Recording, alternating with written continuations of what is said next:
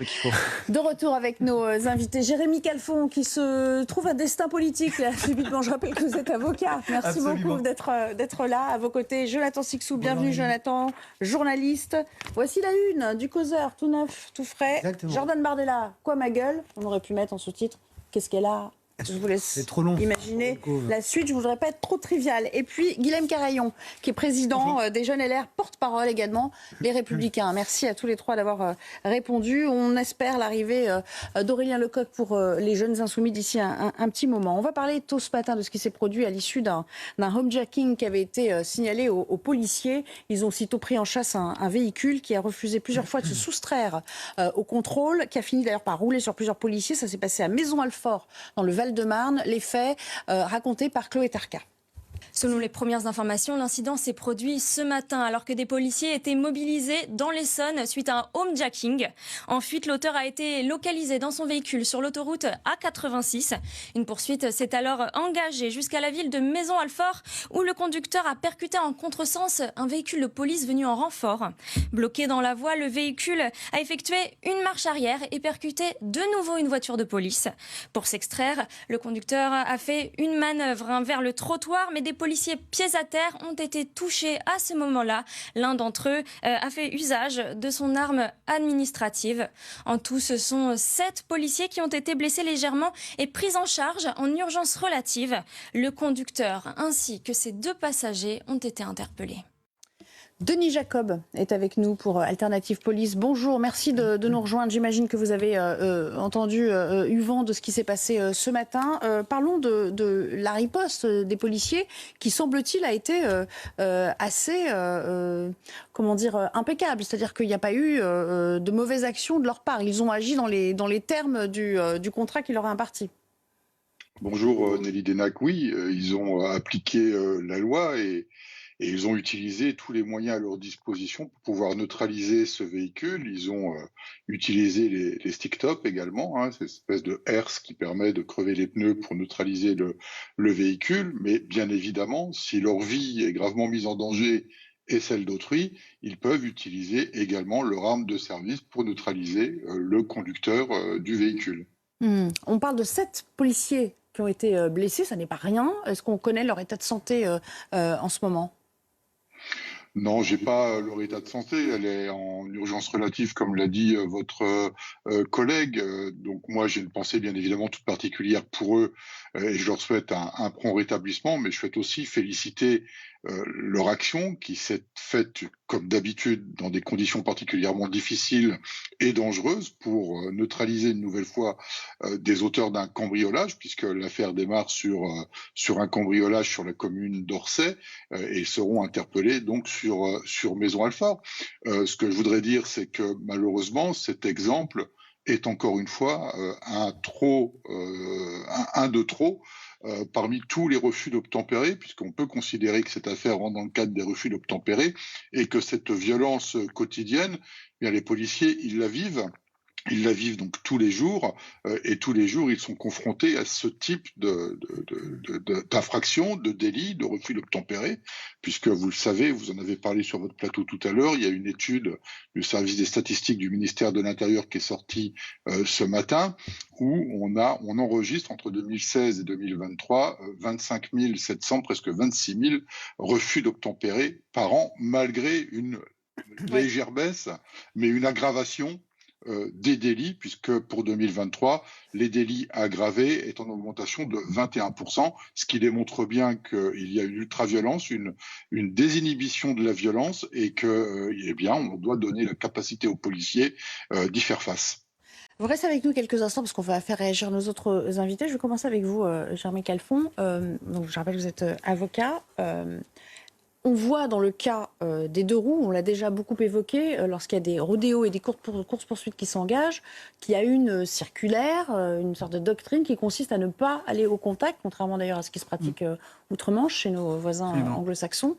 Est-ce qu'il faudrait, dans ces circonstances, et compte tenu de l'aggravation parfois, alors c'est pas propre aux 2 roues bien évidemment, mais songer à octroyer plus de moyens d'intervention, peut-être dans ce genre de délit de fuite, par exemple? Alors, c'est toujours un peu compliqué, parce qu'en fait, vous avez des policiers qui doivent réfléchir en une fraction de seconde. Est-ce qu'on y va? Est-ce qu'on n'y va pas? Et il y a toujours une balance à faire. L'important, c'est d'interpeller les auteurs, mais c'est aussi de mettre les gens en sécurité. Et le problème qu'il peut y avoir avec, par exemple, ces techniques anglo-saxonnes d'aller au contact, notamment, c'est que en engageant une course-poursuite, vous pouvez parfaitement mettre en danger les autres usagers de la route. Et vous avez, on le voit très régulièrement, des gens qui arrivent à échapper aux policiers parce que les policiers ne vont pas au bout, parce qu'ils se disent « là, c'est trop dangereux, on doit lâcher parce que si on continue la course-poursuite, on peut mettre en danger des gens. » Notamment en poussant les personnes qui ont commis des infractions à aller au bout de leur idée. Et ce sont des personnes qui sont en général déterminées et qui peuvent prendre d'énormes risques pour échapper aux policiers. Donc le souci, il est là. Est-ce qu'il vous semble, comme il le dit, Guillaume Carayon, qu'on fait preuve de plus de discernement en intervenant ainsi ou en n'intervenant pas, parfois? Même si on a vu des enfants fauchés encore récemment, alors qu'il n'y avait pas d'action policière particulière en vue. Non, je ne le crois pas. Je crois que les refus d'obtempérer, c'est assez symptomatique de la crise de l'autorité qui traverse aujourd'hui notre société. Le rapport l'a montré, on a 25 000 refus d'obtempérer chaque année. C'est un refus d'obtempérer toutes les 20 minutes. Au fond, toutes les figures qui incarnent l'autorité publique, qui sont les dépositaires de l'autorité publique, sont contestées et attaquées constamment. C'est le cas pour les policiers, c'est le cas pour les gendarmes, c'est le cas pour les pompiers, c'est le cas pour les professeurs, pour les maires, pour les élus locaux. C'est le cas pour tous ceux qui sont dépositaires de l'autorité publique. Et je crois qu'au fond, il y a une cause. C'est le laxisme pénal, c'est le fait que ces individus qui font des refus d'obtempérer, qui agressent, qui parfois tuent, n'ont pas peur des sanctions, n'ont pas peur de la justice pénale dans notre pays parce qu'elle n'est pas suffisamment ferme. Et je crois qu'on a besoin d'une justice pénale qui soit beaucoup plus ferme pour sanctionner mieux des peines de prison courtes mais effectives. Denis Jacob, à cet effet, de quel genre de sanctions écope-t-il en général dans un cas classique? Alors écoutez, dans la grande majorité des cas, donc c'est un délit passible donc d'une peine d'emprisonnement et d'une amende, mais très souvent, il se voit remis en liberté avec une peine de sursis. Mais si vous me permettez, Nelly, je souhaiterais réagir à ce que vient de dire Maître Calfon. C'est pas les policiers qui mettent en danger la vie d'autrui. C'est pas ce que je dis. Mais si, laissez-moi aller au bout de mon explication. Vous dites que si les policiers effectuent la méthode du contact tactique, ce que je revendique pour les policiers, je le revendique haut et fort, à l'instar de ce qui se passe en Angleterre. Vous dites que si les policiers utilisent cette méthode, ils vont mettre en danger la vie d'autrui. C'est pas eux qui mettent en danger la vie d'autrui, ce sont ceux qui font des refus d'obtempérer qui mettent en danger la vie d'autrui. Et dans le rapport du service statistique du ministère de l'Intérieur, il est bien indiqué que dans ces refus d'obtempérer, 90% des refus d'obtempérer concernent nos concitoyens et 10% les forces de sécurité. Donc ce qui démontre que les refus d'obtempérer sont bien plus nombreux et commis contre nos concitoyens que contre les forces de l'ordre. Donc cette méthode du contact...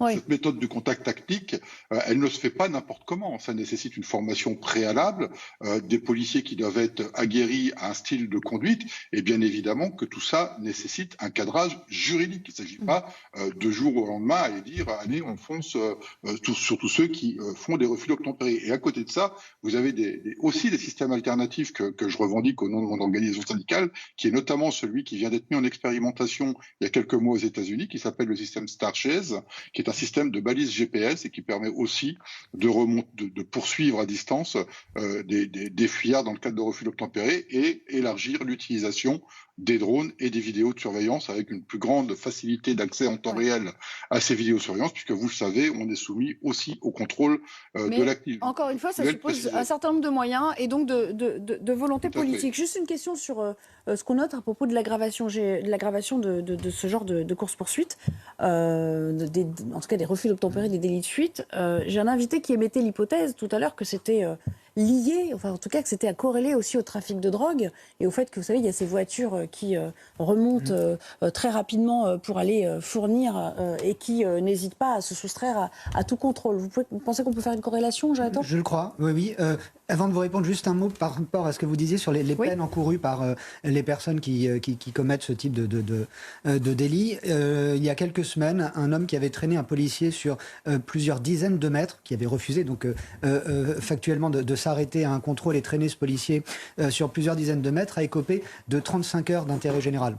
Ça vous donne une idée de la réponse judiciaire face à la gravité des délits, voire des crimes qui peuvent être commis. Pour répondre à votre question, c'est un rapprochement que je fais à titre personnel quasiment immédiatement. Dans les deux plateaux de la balance, si vous voulez, il y a ces situations qui s'aggravent, cette désinhibition de la violence, comme nous a dit le policier à l'instant, et effectivement la montée en puissance des crimes eux-mêmes, de la violence de ces crimes. Violence ne veut pas dire forcément et immédiatement crime de sang, mais violence tout de même, avec les risques qui sont pris vis-à-vis des forces de l'ordre et que les délinquants et criminels de tout poil peuvent prendre pour leur propre personne. C'est à mettre également, juste pour finir, avec la hausse des cambriolages, la hausse des homejacking qui sont prouvés à travers tout le territoire. Denis Jacob, est-ce que vous faites un lien entre le refus de se soustraire à des contrôles et en effet le trafic de drogue de plus en plus pour ces fameux passeurs de drogue qui arpentent la France? Oui, je le fais. Pour une grande partie, les personnes qui refusent d'obtempérer à une sommation d'un fonctionnaire de police, très souvent, c'est soit parce qu'il est impliqué dans un trafic de stupéfiants, soit parce qu'il transporte de la drogue, soit parce qu'il est lui-même un dealer et qu'il a ce qu'il faut avec lui pour aller en prison s'il se fait interpeller. Et vous avez également, très souvent, c'est quand même ça le cœur du problème, très souvent des personnes qui sont sous l'emprise d'alcool et ou de produits stupéfiants. Donc la drogue est au cœur très souvent des affaires de refus d'obtempérer auxquelles sont confrontés mes collègues. Et merci à Denis Jacob de nous avoir rejoints. On n'a pas fini évidemment d'en parler. Merci d'avoir joué le jeu cet après-midi. Petite pause.